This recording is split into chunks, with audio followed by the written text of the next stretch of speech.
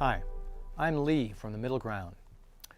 The Middle Ground, or TMG, is an online video think tank where ordinary people submit their own ideas on video to make things better for everyone. TMG then publishes the good ideas and the good videos on our YouTube channel. We're trying to help the people bypass the partisan bickering in government and get something done. This video is another one of our Get the Conversation Started videos, where we discuss an interesting idea we've heard about. This idea is not an official position of the Middle Ground. The Middle Ground does not endorse or support any proposals or ideas, and never politicians or political parties. Today, we're going to talk about garbage. Or maybe what we can really think of it as is the kindergarten solution to our problems with garbage and the air, water, and ground pollution that our garbage causes.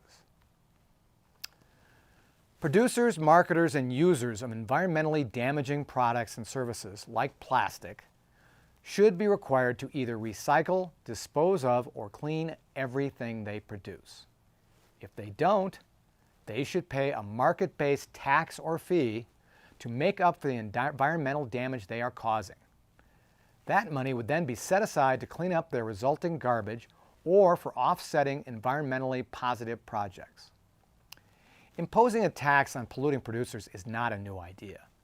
It is a form of Pigouvian tax, British economist Arthur C. Pigou from 1920. To me, it's just another one of the rules they taught me in kindergarten. If you make a mess, you have to clean it up. The company making a plastic ketchup bottle for 1 cent should be required to recycle the same number of bottles it produces. And to the extent it doesn't, it should be required to pay the 3 cents or 6 cents per bottle it will take society to get rid of that bottle. Companies will respond to this type of regulation by either recycling the bottles themselves or passing the cost of not recycling on to the consumer. They might also change to producing glass or aluminum bottles, which have a cheaper environmental footprint. Personally, I wouldn't let these Pigouvian fees go into any government treasury. I'm afraid it would get lost in the mix, as they say. Instead, every dollar collected should go to a separate organization that is privately controlled but governmentally supervised to guard against corruption or waste. That private organization would then pay for cleanup by hiring companies, including nonprofits, to recycle or clean up the environmental mess made by the polluting or non-sustaining companies that did not clean up their own mess. The fees collected and the money spent on cleanup and recycling needs to be a zero-sum game. That's one more reason to keep the money collected from polluters out of government pockets. Because we live in a global marketplace, these pollution fees would apply to products in foreign countries as well. Many foreign products would lose cost and pricing advantages if they produced in a polluting or non-sustainable way in their home countries overseas. The pollution fees imposed, however, would not depend on where the foreign country emits pollutants or fails to recycle, here or overseas.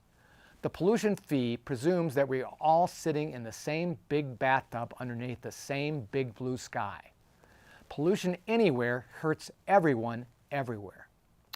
Of course, when a foreign company pays a pollution fee or pollution tax in the U.S. for products made there but sold here, the money collected in the U.S. will only be used to fund environmental cleanup in the U.S., not in the foreign company's own country.